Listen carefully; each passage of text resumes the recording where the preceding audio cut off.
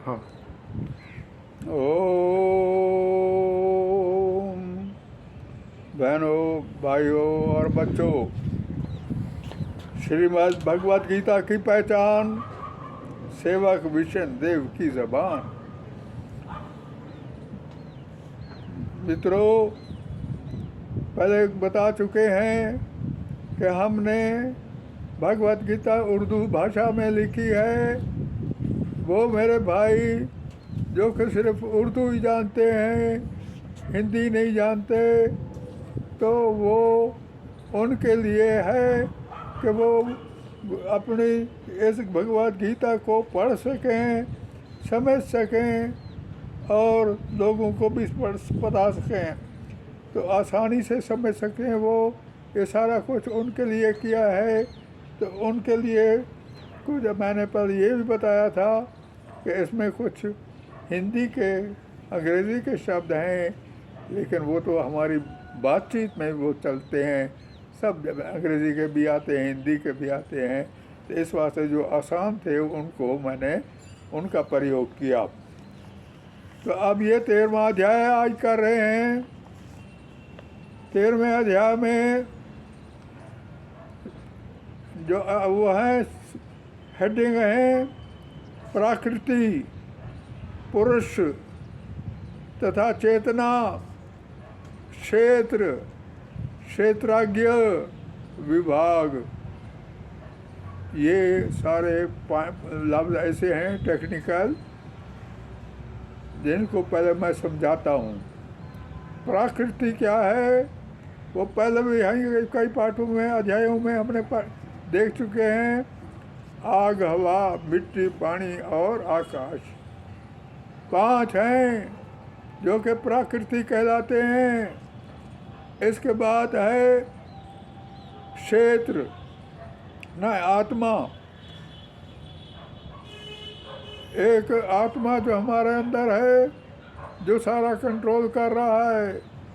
इस प्रकृति का एक शरीर बनता है, क्षेत्र आता है, इसको हम क्षेत्र कहते हैं। ऐसा शरीर बन जा गया, ये आग, वा, मिट्टी, पानी सारी बन गई, लेकिन उसके अंदर प्रकृति के 3 मोड भी आते हैं, और वो तब जाके सारा शरीर बनता है। और आत्मा जो है इस शरीर में काम करता है, इस शरीर के ऊपर। इस शरीर के अंदर कुछ और भी होता है, मन, बुद्धि और फ़ख्र। तो ये चीज़ें भी उसके अंदर होती हैं। एक और होता है जो क्षेत्र हो गया, क्षेत्र या गाय। जो क्षेत्र गाय का मतलब यह है जानने वाला, इस मैदान को जानने वाला। कौन है? आत्मा। आत्मा भी इसके अंदर, आज इसको डिस्कस करेंगे। फिर इसके बाद है पुरुष तथा चेतना। एक ऐसा ही है जो सबको जानने वाला है, परमपिता परमात्मा वो दिल में है, वो भी उसका भी अंश यहाँ है। परमात्मा के अंश हैं जो कि सारे पता नहीं कितनों करोड़ों अरबे हैं, अरबों हैं। हर एक जीव के अंदर अंश है परमात्मा का। आप समझेंगे कि ये कैसे अंश आ गए। मैं मिसाल एक देता हूँ। एक सोने का टुकड़ा बड़ा ले लो, उसके बिल्कुल छोटे छोटे टुकड़े बनाओ, क्योंकि जो छोटे टुकड़े होंगे उनको क्या कहोगे? सोना ही कहोगे ना। तो वो भी सोना है। इस वास्ते इसका अंश जो है भगवान का, कई चीज़ें जो है हमारे इस अंश से सॉल्व होती हैं। आगे हम देखेंगे, बताएंगे कि ये इन सब को ऊपर आज इस 13वें अध्याय में बता देते हैं खोल के। सब प्रकृति क्या है, कैसे बनती है, कैसे जाती है, कैसे आती है, फिर इसके बाद कैसे क्षेत्र बनता है, कैसे भगवान रहते। तो सारा कुछ इस 13वें अध्याय में हम डिस्कस कर रहे हैं। अर्जुन ने कहा, हे भगवान, मैं प्रकृति, क्षेत्र और क्षेत्रीय ज्ञान और गए के विषय में जानना चाहता हूँ। ये सारी चीज़ें हैं, इनके बारे में जानना चाहता हूँ, ये क्या चीज़ है। भगवान जी ने फरमाया कि प्रकृति शरीर है और क्षेत्र कहलाता है। मैंने पहले ही बता दिया है, ये प्रकृति जो है ये क्षेत्र है और शरीर है ये। इस क्षेत्र को जानने वाला क्षेत्रीय गए, इसको जानने वाला कौन है? आत्मा ही है। सब क्षेत्रों में मुझे क्षेत्र गए जान। अब भगवान कहते हैं बाकी जितने से ज़्यादा क्षेत्र हैं, क्षेत्र ज्ञान तो सबसे मैं जानने वाला हूँ, सबके क्षेत्र, हर एक के क्षेत्र अलग अलग हैं। अब मैं तुम्हें क्षेत्र और क्षेत्र गय के बारे में अच्छी तरह समझाता हूँ। क्षेत्र क्या चीज़ है और क्षेत्र आत्मा जो है उसका क्या मतलब है, वो क्या करता है। मुझे क्षेत्र गय जान।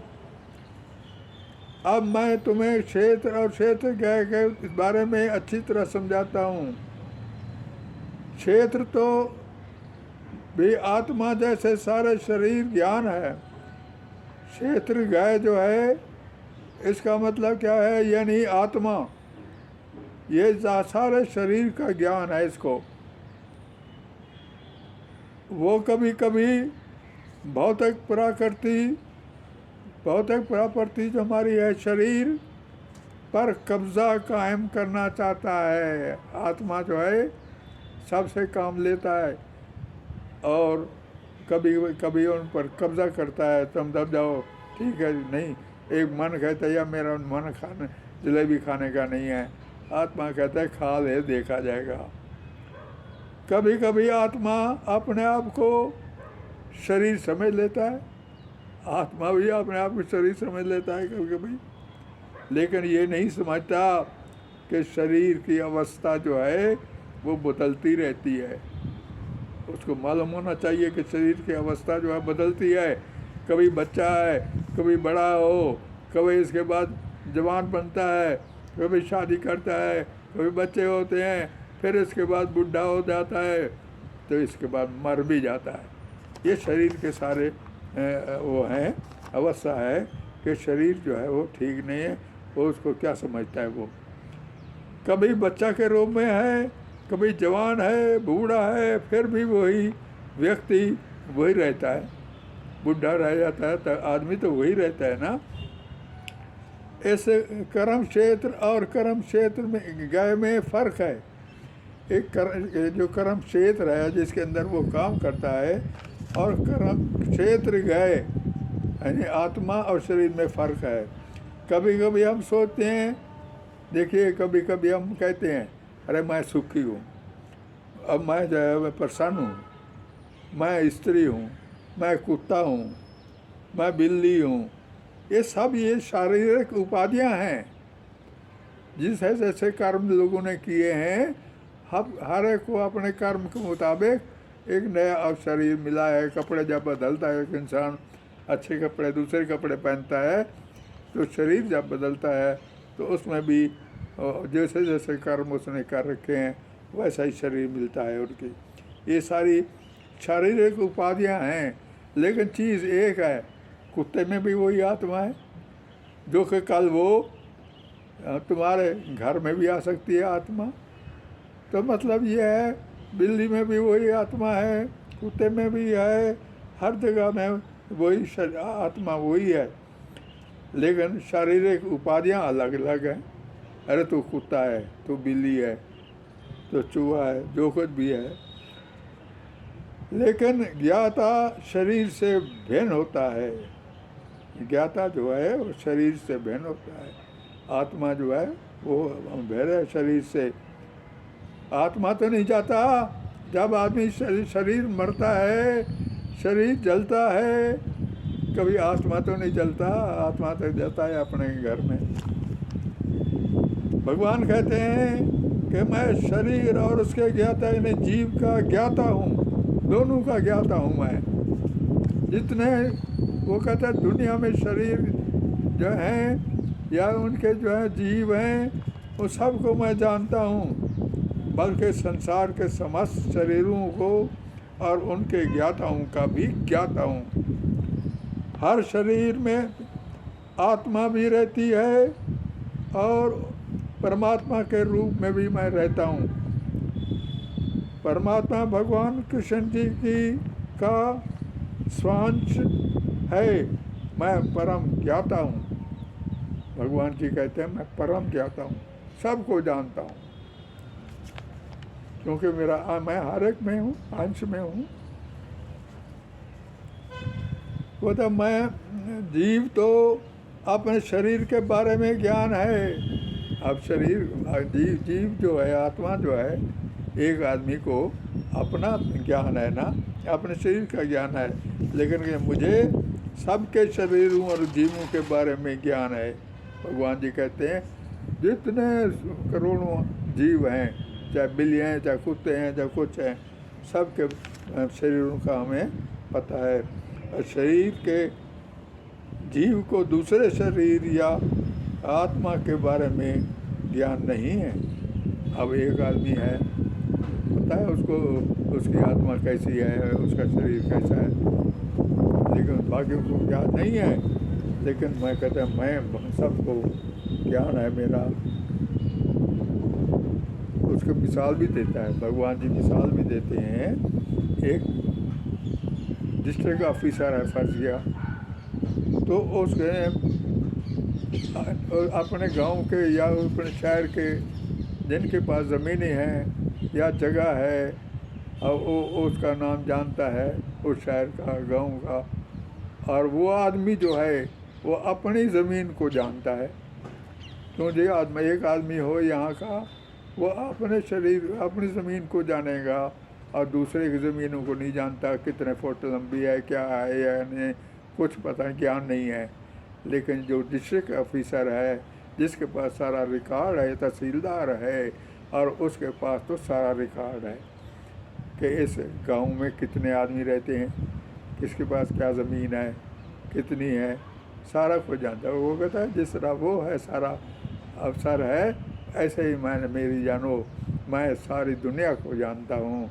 और वो सिर्फ आत्मा जो है वो सिर्फ अपने आप को जानता है। इस तरह शरीर, आत्मा, परमात्मा का ज्ञान और उनमें फ़र्क है। तीनों का फ़र्क बता दिया भगवान जी ने।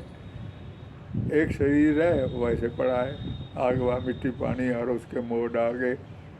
फिर इस पर आत्मा है, वो अलग है, आत्मा शरीर के साथ काम करता है। लेकिन परमात्मा है वो भी रहता है अंदर, शरीर के अंदर, लेकिन फिर भी वो किस बात से क्या कहा, आत्मा को जानता है। भगवान जो है आत्मा को पहचानता है, आत्मा को कहता भी है, गाइड भी करता है, ये काम करो, ये काम ना करो। लेकिन आत्मा भगवान को नहीं देख सकता। एक कवि ने भी कहा था, मैं और मेरा यार एक ही बस्ती में रहते हैं, मैं और मेरा यार एक बस्ती में रहते हैं, लेकिन किस्मत की खूबी देखती है, एक दूसरे के दर्शन को तरसते हैं। बताओ, आत्मा जो है परमात्मा को नहीं देख सकता, हालांकि एक ही शरीर में रहते हैं दोनों। तो इस तरह शरीर, आत्मा और परमात्मा का ज्ञान, उनसे फ़र्क है। हालांकि प्रकृति भी ब्रह्म है। देखिए, हालांकि तीनों चीज़ें जो हैं वो ब्रह्म है, प्रकृति ब्रह्म है। ये बताओ, जितना पानी सारे वर्ल्ड में है, एक कतरा ना बढ़ सकता है ना कम हो सकता है। कभी कोई बारिश के रूप में आ रहा है, कोई समंदर के रूप में आ रहा है, कोई नदी के रूप में आ रहा है, तो ये सारा वही पानी है। ऐसे हवा है, आग है, मिट्टी है, आकाश है, ये सारी जो है प्रकृति जो है वो सत्य तो है, ब्रह्म तो है, लेकिन एक गुण है बस कि ये ब्रह्म है। लेकिन आत्मा के अंदर दो गुण हैं। एक तो ये सत्य है, आत्मा हमेशा अमर रहता है, ना आत्मा को मार सकते हो, ना काट सकते हो, ना जला सकते हो, ना फेंक सकते हो। आत्मा जो है जिंदा है, हमेशा नहीं मरता। जिस तरह मैंने अभी कहा, पानी वगैरह वही रहता है, ख़त्म नहीं होता, सुखाता कोई नहीं है। लेकिन आत्मा भी ऐसे ही है कि वो भी वही रहता है, लेकिन दो गुण हैं उसके अंदर। आत्मा के अंदर दो गुण हैं। एक गुण तो वही है कि इसमें दो गुण हैं, सत्य भी और चित्त भी है। आत्मा जाता है ना, निकल के जाता है, कैसे चला जाता है? चित्त है, उसके अंदर चलने वाली शक्ति है, जाने वाली शक्ति है, हिलने की शक्ति है, अंदर काम करके देखने की शक्ति है। उसके अंदर दो गुण हैं, सत्य भी है, ब्रह्म भी है, और वो चित्त भी है। लेकिन परमात्मा के अंदर तीन गुण है, सत्य भी है और चित्त भी है और आनंद भी है। भगवान हमेशा सत्य है और चित्त है, जा सकता है। फिर तीसरा जो गुण है वो है भगवान के अंदर आनंद। वो पैदा करते हुए भी कब किसी को आनंद लेता है, किसी को मारने में आनंद लेता है, और किसी को जिवाने में, किसी को पैसा देने में। तो हर एक का वो इतना आनंद लेता रहता है। कोई किसी से खाने का आनंद लेता है। तो उसके अंदर तीन गुण हैं आत्मा के अंदर, परमात्मा के अंदर। सत्य भी है, चित्त भी है और आनंद भी है। शरीर किन चीज़ों से बना है, इसमें किस प्रकार तब्दीलियाँ आती हैं? अब ये शरीर जो है किस चीज़ों में बना है, मैंने पहले बता चुका हूँ। आग, हवा, मिट्टी, पानी, आकाश, और उसके अंदर प्रकृति के तीन मोड। इस पर कंट्रोल कैसे हो? ये तब्दीलियाँ कहाँ से आती हैं? शरीर के अंदर तब्दीली कहाँ से आती है? इन सब बातों के लिए भगवत गीता पढ़ने वाले को सब कुछ पता चल जाता है। याद रखिए, जिसने भगवत गीता को पढ़ा है, एक दफ़ा पढ़ने से पूरा समझ नहीं आता। 2 बार पढ़ो, 3 बार पढ़ो। तो मतलब ये है, जिसने भगवत गीता को पढ़ा है वो समझ सकता है कि मैं संसार में क्या करने आया हूँ और मैंने क्या करना है, और वो अपना कामयाब हो सकता है। जो भगवत गीता नहीं पढ़ता, समझ लो वो जाहिल है। जाहिल का मतलब ये मैं नहीं कहता कोई कैसा ही है, लेकिन जाहिल का मतलब ना जानने वाला। वो इन बातों को नहीं जान सकता। भगवान कहते हैं कि इन तीनों के बारे में, यानी प्रकृति, जीव और परमात्मा के बारे में कई ऋषि हुए हैं, और जिन्होंने पहले भी जिक्र किया है। इसमें ऋषि लोगों ने बताया है कि 5 तत्व महाभूता, 5 महाभूता, आग, हवा, मिट्टी, पानी और आकाश, इनसे शरीर बना है और सारी प्रकृति बनी है। फिर शरीर में मैंने 3 चीज़ें बताई हैं। बुद्धि भी है पहले, जो कि आत्मा के नज़दीक है। आत्मा के नज़दीक पहले बुद्धि है, फिर मन है, और फिर इसके बाद अहंकार है। तीनों, उनके 3 मोड भी हैं प्रकृति के। अभी बताया था मैंने, सतोगुण, रजोगुण और तमोगुण। 3 गुण हैं प्रकृति के, जो हर एक को साथ मिलते हैं। हर आदमी के अंदर, किसी के अंदर तो सतोगुण है, वो अच्छा भगवान बनता है, अमीर आदमी बन जाता है, अच्छी सेहत होती है, अच्छा पढ़ा लिखा बन जाता है, उसके अंदर सतोगुण है। कई रजोगुण है, वो मीडियम है। वो कोई तमोगुण है, बिल्कुल कुछ भी नहीं होते, और न उनको पढ़ना आता है, न लिखना आता है, न रहना है, न खाना है, न पीना आता है, न उसको भगवान के बारे में रहता है। तमोगुण होते हैं, अंधकार है उनके अंदर। इन बातों के अलावा अब मैं सारा डिटेल बताता हूँ। आप कहते हो कि हमारे अंदर शरीर किस चीज़ का बनता है। शरीर के अंदर और चीज़ें भी हैं, इस वास्ते मैं शरीर का सारा डिटेल देता हूँ। ये शरीर जब हमारा 24 तत्व से बना हुआ है, 24 तत्व से बना हुआ है। अब देखो, मैं गिनवा देता हूँ। पहले परमात्मा, सब जानते हैं। आत्मा, सब जानते हैं। प्रकृति के 3 मोड, वो मैंने अभी डिटेल कर दिया कि सतोगुण, रजोगुण, रजो और तमोगुण। तीसरा मन बता दिया, बुद्धि बता दी, अहंकार बता दिया, और ज्ञान इंद्रियां ज्ञान इंद्रियां, कर्म इंद्रियां और इंद्रियों के विषय अलग है। अब तुम कहोगे ज्ञान इंद्रियां कौन सी होती हैं भाई? एक यहाँ से शुरू, कान से करो, कान से भी कुछ ज्ञान मिलता है, आँख से भी ज्ञान मिलता है। अब कान से हमें पता लग जाता है कि किसने बुलाया है, किसने आवाज़ दी है। आँख से फ़ौरन देखते हैं काला है, सफ़ेद है, अंधा है, कौन है, तो मतलब लाल है, पीला है, ये सारा कुछ आँख से मालूम होता है। और फिर इसके बाद नाक होता है, ये सूंघता है, हवा,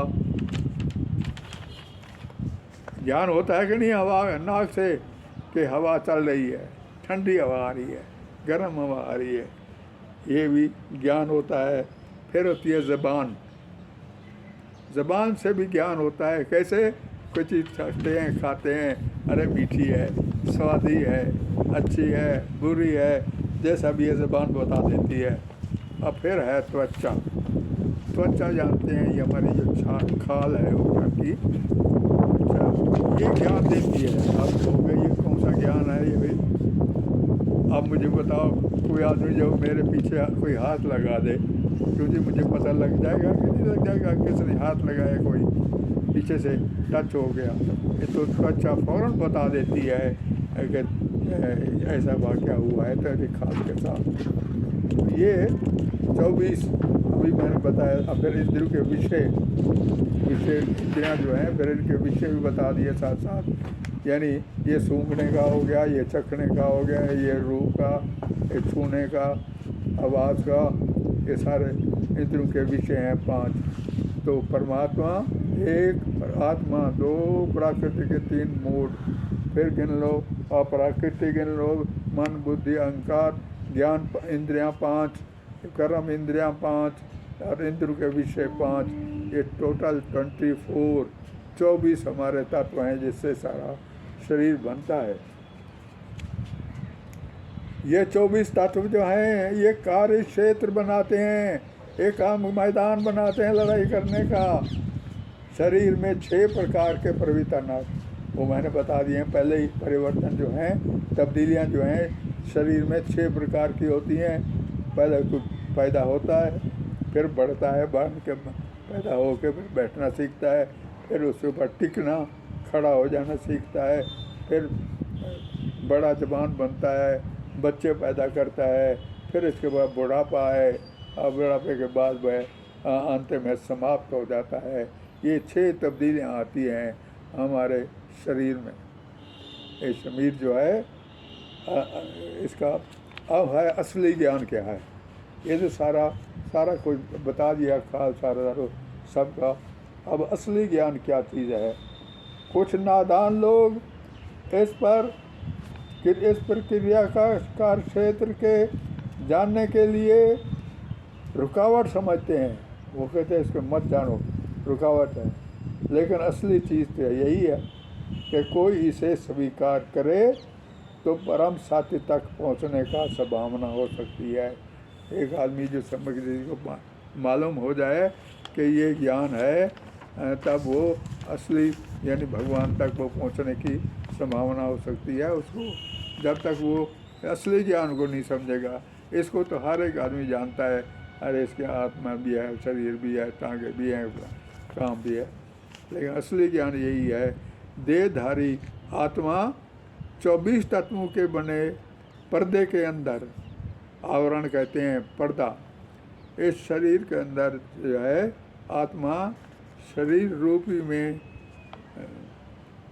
रहता है। ये ज्ञान की सब प्रक्रिया इस पर्दे से बाहर निकलने के बाद पता लगता है कि ये कैसा है। अब देख लो, भगवान कैसे मालूम कर सकता है कि अंदर क्या चीज़ है, या कोई और आदमी कैसे मालूम कर सकता है कि ये शरीर आदमी, एक आदमी आके खड़ा हो जाए और दूसरे आदमी को कैसे पता लगेगा कि ये कैसा है? पहले एक मैंने शब्द कहा था, जब तक इंसान मुंह से बोले नहीं तब तक उसके ऐब और हुनर छुपे रहते हैं। लेकिन अब मैं 15-16 बातें बताता हूँ जो कि ये बातें अगर हैं तो वो निपुण है। पहला है घमंड। घमंड यानी मैंने ये काम कर दिया, मैंने ये काम कर दिया, तुमने कुछ भी नहीं किया, जो भगवान को मंजूर था वही हुआ। मुझे याद है मैं खुद भी अपनी ऊपर मैं देखता हूँ, मुझे ये बात थोड़ी सारी पसंद याद आ रही है। मैंने जब इस टांग का ऑपरेशन कराया था तो चौथे दिन जब वो घुमाते हैं उनके डॉक्टरों वालों के आदमी, तो मुझे पकड़ के जाने लगे और मैंने कहा पकड़ क्यों जा रहे हो, छोड़ दो। वो कहते नहीं डॉक्टर साहब मारेंगे, ये करेंगे, नाराज़ हो जाएंगे, पता नहीं। तो मैंने कहा अच्छा ऐसे कर लो, तो हाथ मैंने छुड़वा दिया कि डंडा दे दो, फिर अगर ये बात मैं डंडा पकड़ लेता हूँ। लेकिन जनाब बरामदे में मैं ऐसे ही चल पड़ा। चौथे दिन बगैर पकड़े साथ ही चल पड़ा और फिर वापस भी आ गया और फिर घर तक भी गए, फिर 15 दिन तक ऐसे चलता भी रहा। तो मतलब ये मैंने बाद में भोगा उसका ऐसे भोगा कि बस जब उसमें टाँके वगैरह लगे मेरे, सारा कुछ सही हो रहा था। बस वो वहाँ पे जो नर्सें थीं उन्होंने कह दिया कोई बात नहीं, अब तो नहा लो। तो मैंने थोड़ा सा नहाया और उस पानी भर गया और वो 3 महीने ले गया मेरे। बाद में मैंने सोचा अरे बात क्या था, पता लगा कि मैंने घमंड किया कि मैं चढ़ सकता हूँ, रहने दे, हट जाओ। खैर प्राइड जो है, घमंड जो है नहीं करना चाहिए, ये आ जाए। दूसरा जो है बर्दाश्त, टॉलरेंस। अब एक आदमी को कोई दर्द पड़ रहा हो, बर्दाश्त हो जाए तब भी हो, यानी या कोई आदमी कड़वा शब्द कहे, बर्दाश्त करना चाहिए। जिसके अंदर बर्दाश्त है वो सबको अच्छा है, पता लग जाता है ना ये आदमी अच्छा है यार, इसके अंदर बर्दाश्त भी है। तीसरी बात है सिंपलिसिटी।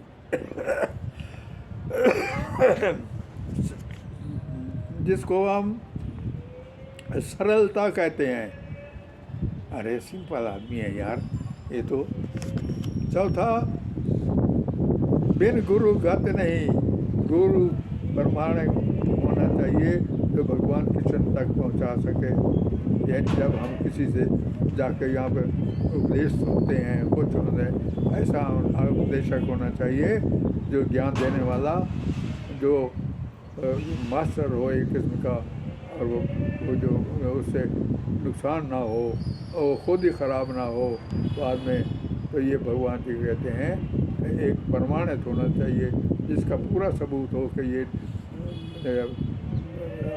आदमी जो है, ये गुरु जो है ये ठीक है। एक और है पवित्रता। हर आदमी के अंदर पवित्र नहीं होती, वो ऐसे भी हाथ पर धोए या ना धोए, ऐसे खा लिया, कपड़े अच्छे न किए, तो मतलब पवित्र भी ज़रूरी है इंसान के अंदर। पता करने के लिए किसी शरीर का, किसी लोग का पता करने के लिए देखना चाहिए कि ये पवित्र है। एक होती है स्टेडनेस, स्थिरता, एक अंदर स्टेडनेस, स्थिरता होनी चाहिए। और है सेल्फ कंट्रोल, आत्म संयम, अपने ऊपर कंट्रोल रखना, ये हर आदमी का बस नहीं है। और इंद्रिय तृप्ति के विषय को त्याग करना। इंद्रिय तृप्ति जो है, इंद्रियों की जो तृप्ति होती है, उनकी इच्छा जो है हर वक्त, उसके विषय को त्याग करना। डॉक्टर कहता जलेबी मत खाओ, मिठाई मत खाओ, तो भैया जो ये नहीं कहे कि हमारी इंद्री कहती है कि हमें खाओ, वो कहते हैं इन विषयों को त्याग करो। कई ऐसे भी हैं जो गलत काम करते हैं, तो वो गलत काम नहीं करना चाहिए, उनको त्याग करो। और है एब्सेंस ऑफ फॉल्स ईगो, अहंकारीय भाव नहीं होना चाहिए। फिर इसके बाद एक होता है जन्म, मृत्यु, बुढ़ापा और बीमारी के रोगों का ज्ञान। देखिए 4 जो हैं हमारे ये दुख देने वाले हैं। पहला जन्म, बच्चा माँ के पेट में होता है, बहुत पता नहीं पढ़ते खाता है, उल्टा सीधा होता है भगवान, और यानी बहुत दर्द होता है, उसको तकलीफ़ होती है। जन्म में, और फिर जब पैदा होता है तब भी तकलीफ होती है, बहुत बहुत तकलीफ होती है, रोता हुआ आता है। दूसरा बुढ़ापा, तीसरा बीमारी। बुढ़ापे में भी हम हैं करते रहते हैं, रोते रहते हैं, और बीमारी में भी, और मृत्यु में जब मृत्यु आती है तब भी हम रोते हैं। मतलब ये है वो 4 ऐसी चीज़ें हैं जो दुख देने वाली हैं। इनसे क्या होता है, जन्म जो है बहुत कष्टपूर्ण होता है।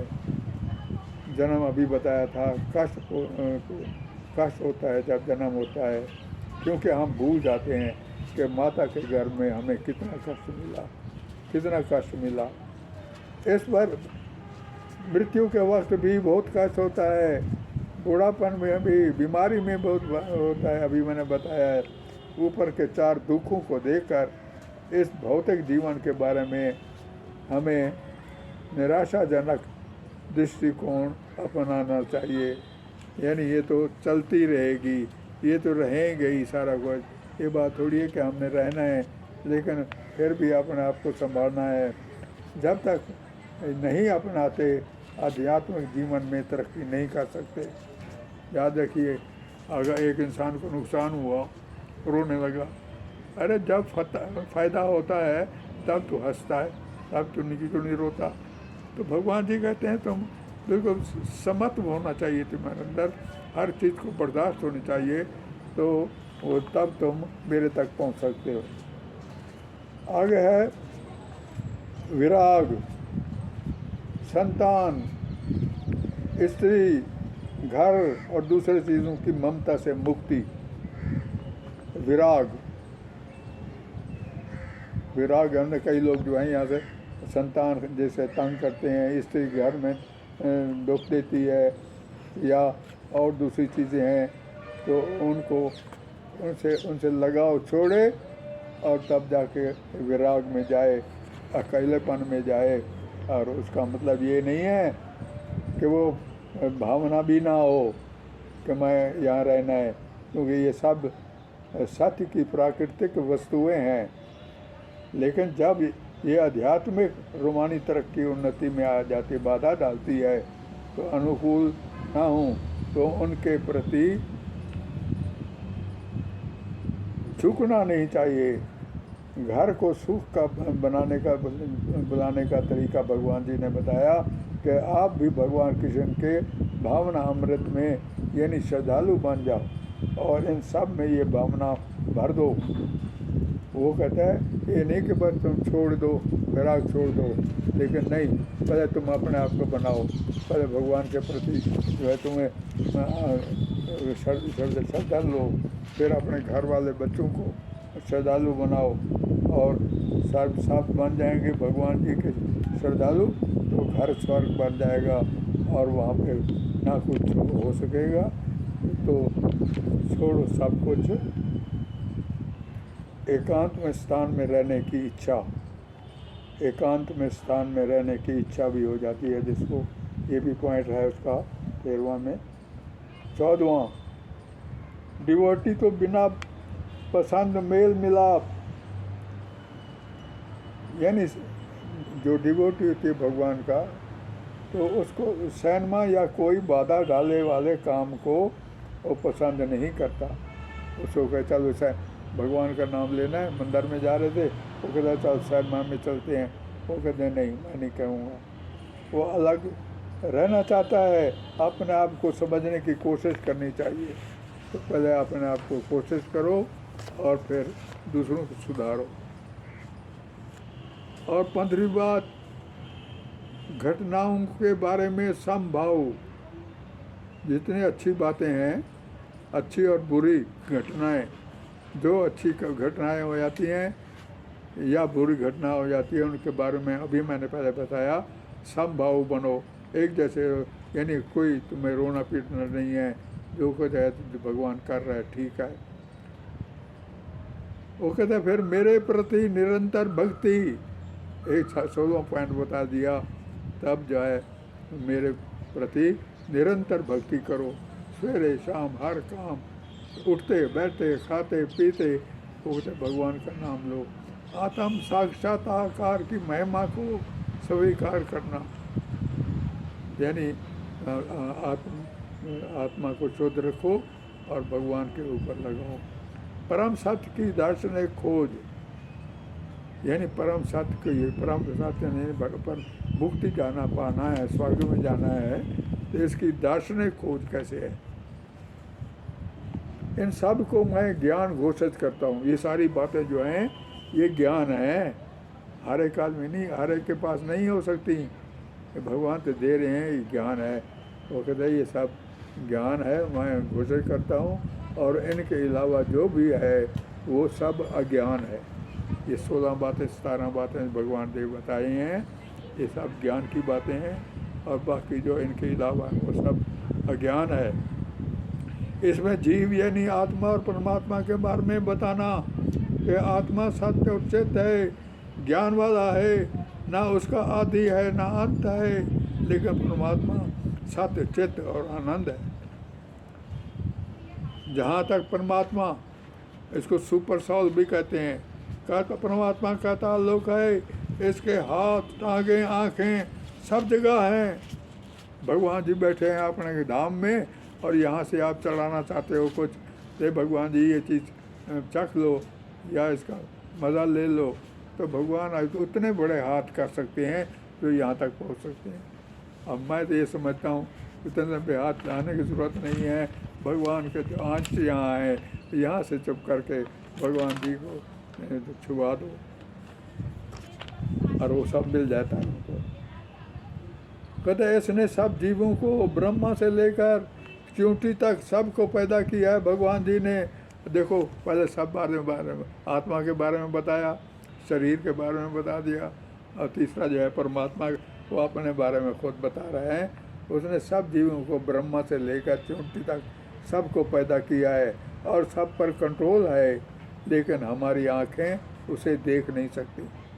देखो भगवान जी ने सब कुछ किया है, ये परमात्मा की शक्ति है, जैसे अपने हाथ लंबे कर सकता है।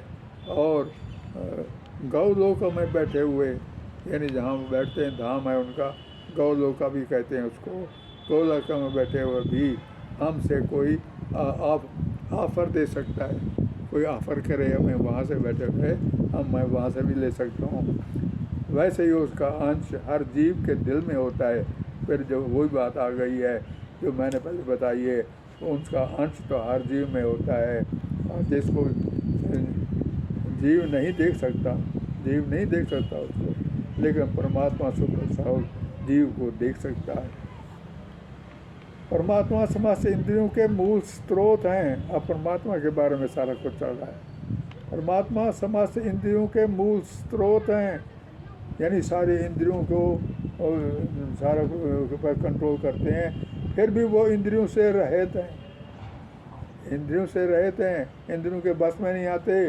वो समस्त जीवों के पालन करता हुआ होकर भी अनासक्त हैं, यानी समस्त जीवों के पालन को करते हैं, लेकिन फिर भी नहीं, वो प्रकृति के गुणों से परे हैं। कोई प्रकृति के गुण जो हैं, सतोगुण रजोगुण, उन पर परमात्मा पर असर नहीं कर सकते। फिर भी वो भौतिक प्रकृति के समस्त गुणों के स्वामी हैं, यानी ये ना होते हुए तब भी भौतिक जो हमारी प्रकृतियाँ हैं, यानी हमारी आग मिट्टी पानी, ये भौतिक प्रकृति है हमारी, इसको कंट्रोल कर सकते हैं खाने पीने में। ये सब गुणों के स्वामी हैं भगवान जी। परमात्मा सब जीवों हुए, जो जीव सब जीव हैं, चाहे चार हैं चाहे अचार हैं, चाहे चलने वाले हैं कोई बैठने वाले हैं, सब के अंदर बाहर मैं मौजूद हूँ, क्योंकि सूक्ष्म है, इसलिए उसे भौतिक इंद्रियां ना देख सकती हैं और ना जान सकती है। हमारी भौतिक इंद्रियां जो हैं, कान आँख ये सब चीज़ें, कोई नहीं देख सकता भगवान को, वो बहुत दूर होते हुए भी नज़दीक हैं। हालांकि भगवान जी का धाम कहाँ है, लेकिन वो कहते हैं मैं समझ लो यहाँ तुम्हारे अंदर से बैठा हूँ, बहुत दूर होते हुए भी नज़दीक हूँ। फिर भी परमात्मा समस्त जीवों के बीच विभाजित बटा हुआ प्रतीत होता है। लोग कहते हैं बस ये भगवान के लिए बटा हुआ है, तो कुछ हिस्से भगवान के ऊपर हैं, कुछ हिस्से यहाँ हैं, लेकिन नहीं, बटा हुआ वो कहते हैं नहीं, मैं एक ही हूँ, ये मेरे अंश है। यहाँ पे सोने की मिसाल मैंने पहले दी है, सोना का टुकड़ा सोना ही होता है, लेकिन वो बिल्कुल ही प्रभावित नहीं है, क्योंकि वो जीव के हृदय में हैं। इसलिए हम कह सकते हैं कि परमात्मा विभाजित है। लोग कहते हैं परमात्मा जब विभाजित है, इधर तो आत्मा अलग बैठा है, वो अलग बैठा है, लेकिन ऐसा नहीं है। भगवान फिर भी उसकी रक्षा देखता रहता है, कोई गलत काम तो नहीं कर रहा, उस नसीहत करता है भगवान जीव को, ये काम मत कर, लेकिन ऐसा नहीं है। वो एक रूप में स्थित है, भगवान एक रूप में है, अगरचे वो हर जीव का पालक है, लेकिन ये भी समझना चाहिए कि वो उनका नष्ट करने वाला भी है। यानी भगवान कृष्ण पालन भी करता है और संहार भी करता है।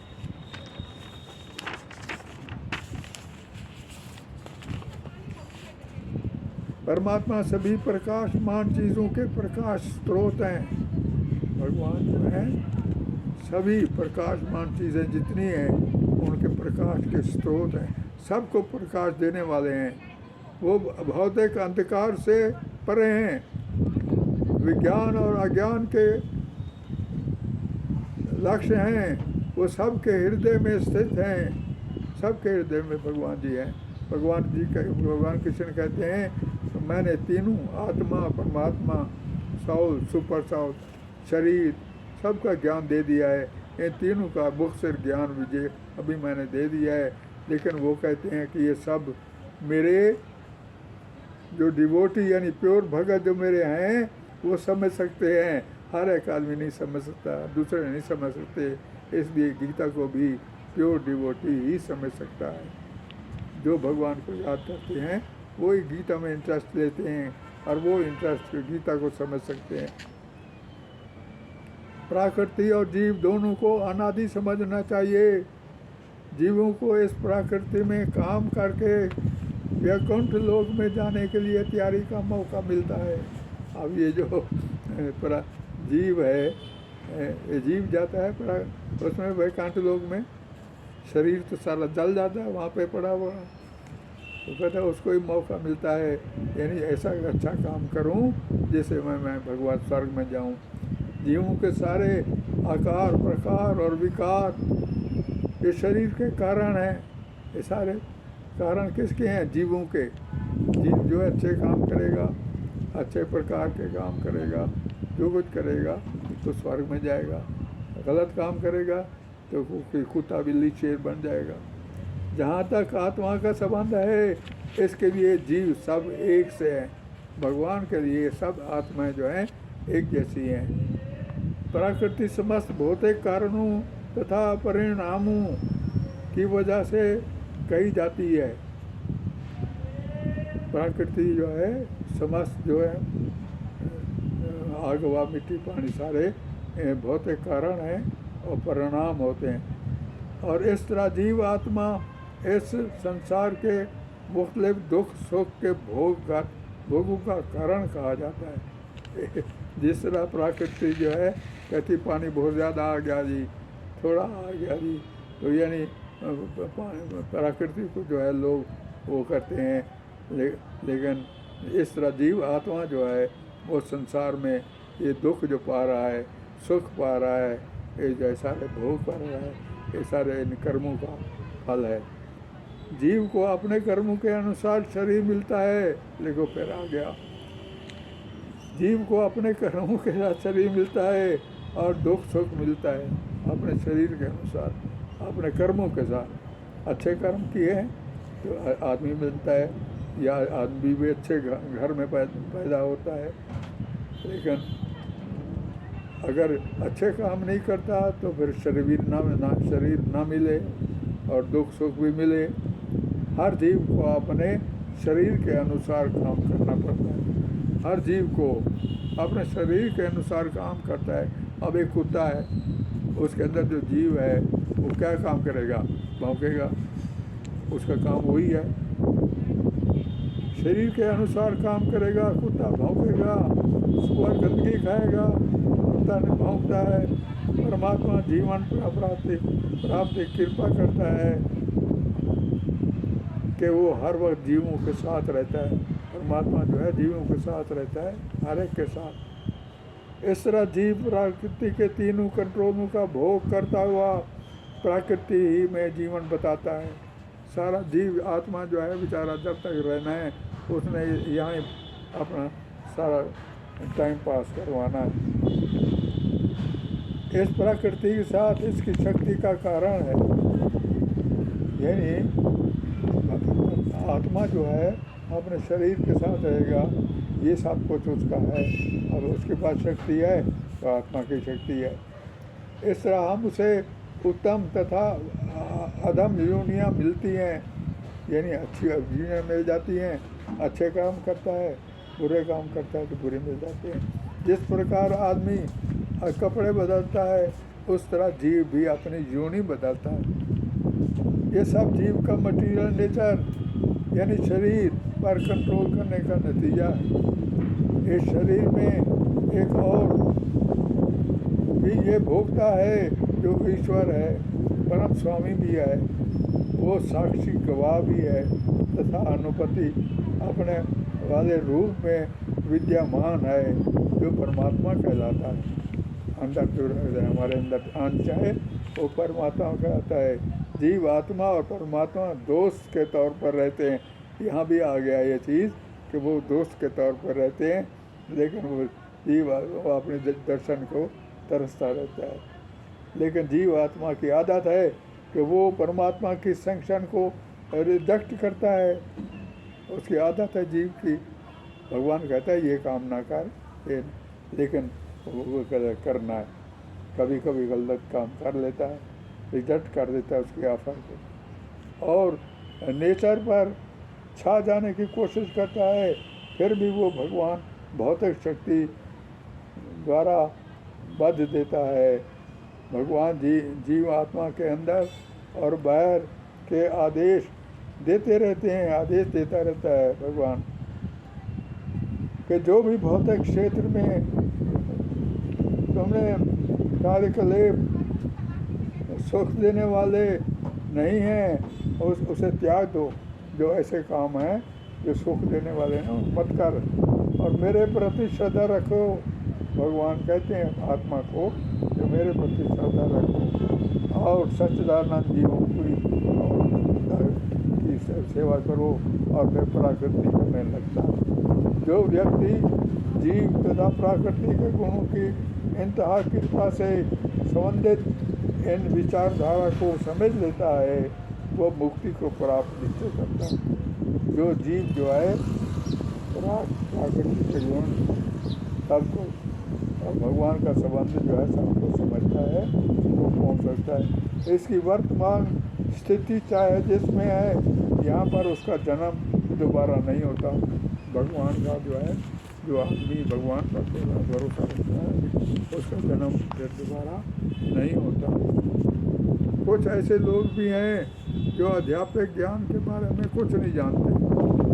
ऐसे लोग भी हैं जो असली ज्ञान जो है, धार्मिक ज्ञान है, उसके बारे में कुछ नहीं जानते, लेकिन ये परमात्मा के बारे में दूसरे ज्ञानी पुरुषों से सीखते हैं, ये सुनते हैं।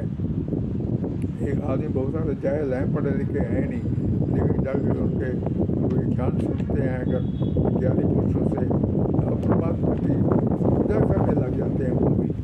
अरे वहाँ से सीखा परमात्मा की पूजा करने लग जाते हैं।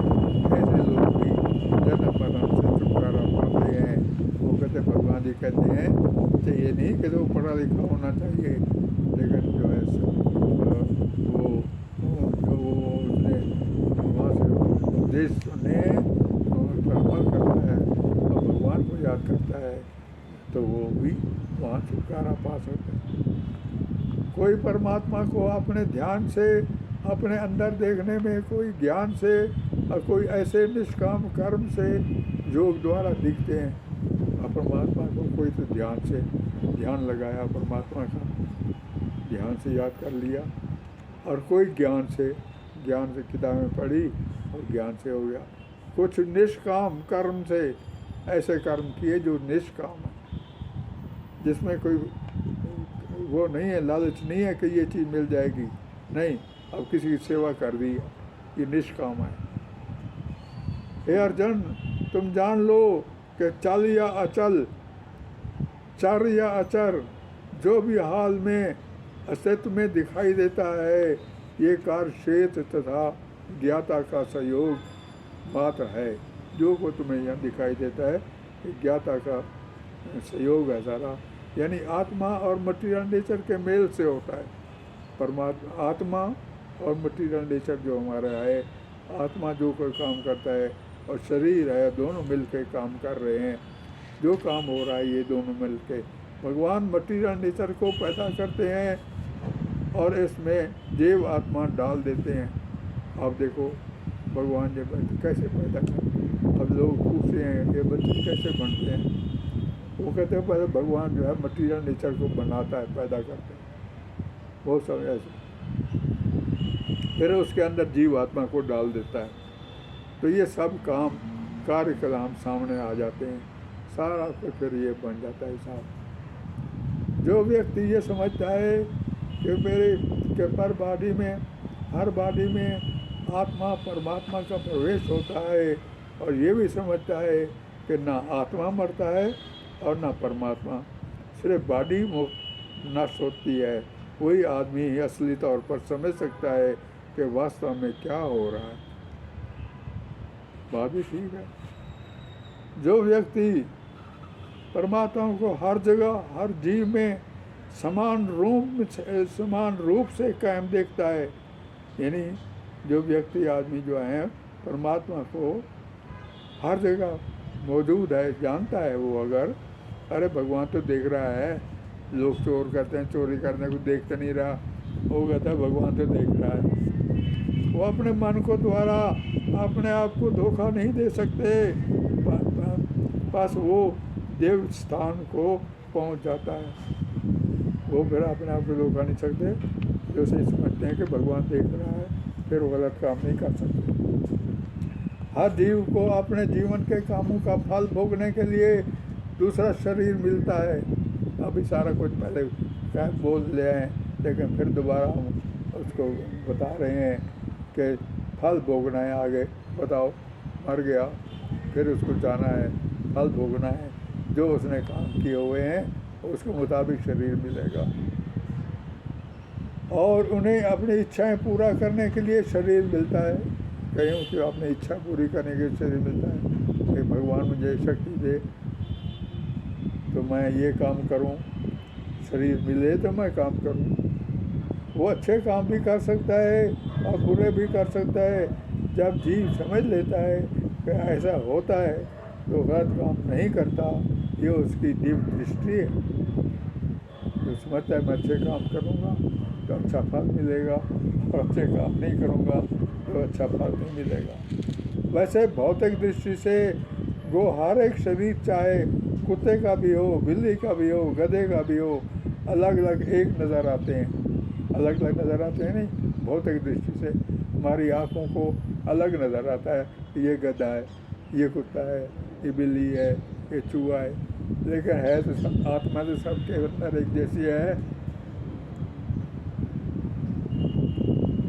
जब जीव समझ लेता है कि ऐसा भी होता है कि वो गलत काम नहीं करता, उसकी दिव्य दृष्टि होती है। वैसे भौतिक दृष्टि से तो अभी बताया मैंने, हर एक शरीर, चाहे कुत्ते का हो, बिल्ली का हो, गधे का हो, अलग अलग नज़र आते हैं, लेकिन एक पहुँचे हुए आदमी को, पहुँचा हुआ जो आदमी है, उन सब शरीरों की आत्माएं दिखाई देती हैं।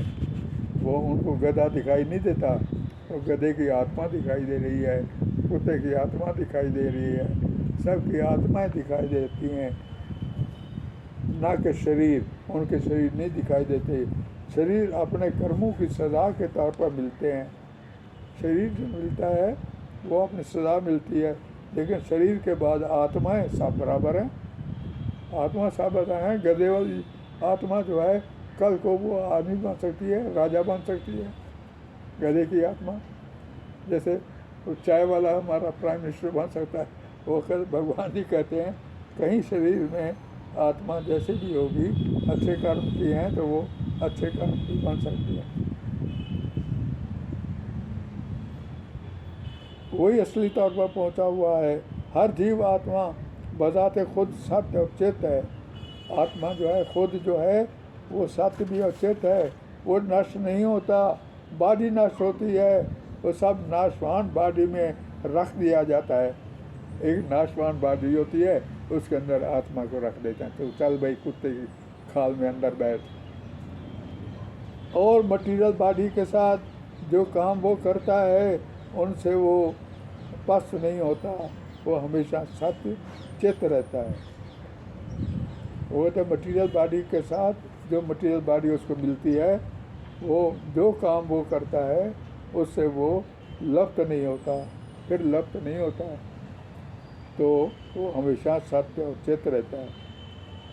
जिस प्रकार हवा पानी में, सुन लो लास्ट में चीज़ बताती है, जिस प्रकार हवा पानी में, कीचड़ में, स्टूल में हर जगह दाखिल होती है, वो मिक्स तो नहीं होती।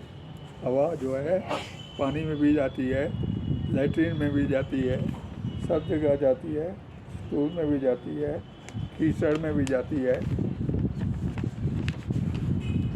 तो वहाँ उसके साथ मिक्स तो नहीं होती। हवा में हवा अलग रहती है, निकल जाती है।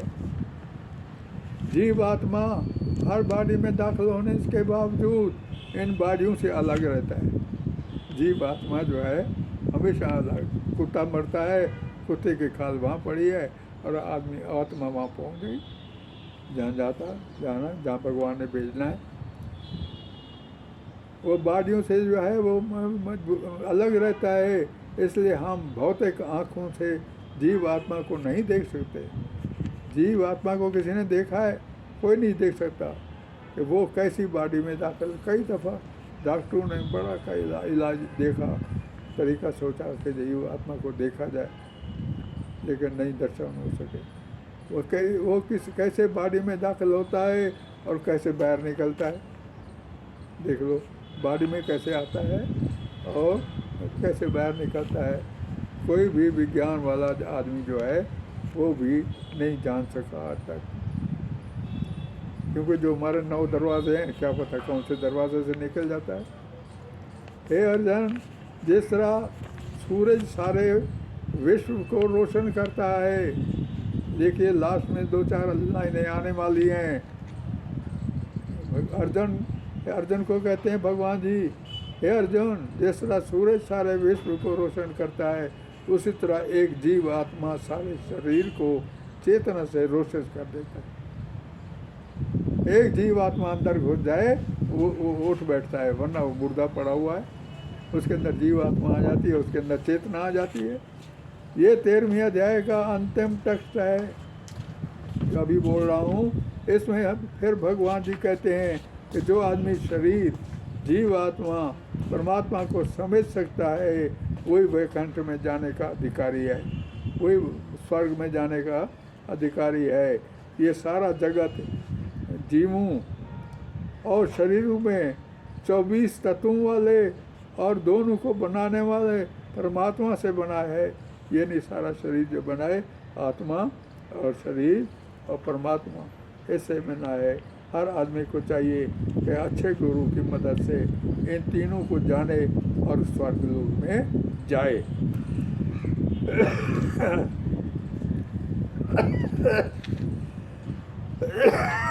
तो 13वां अध्याय समाप्त होता है, यानी आत्मा को जानो और शरीर को जानो और परमात्मा को जानो। ओम तत्सत।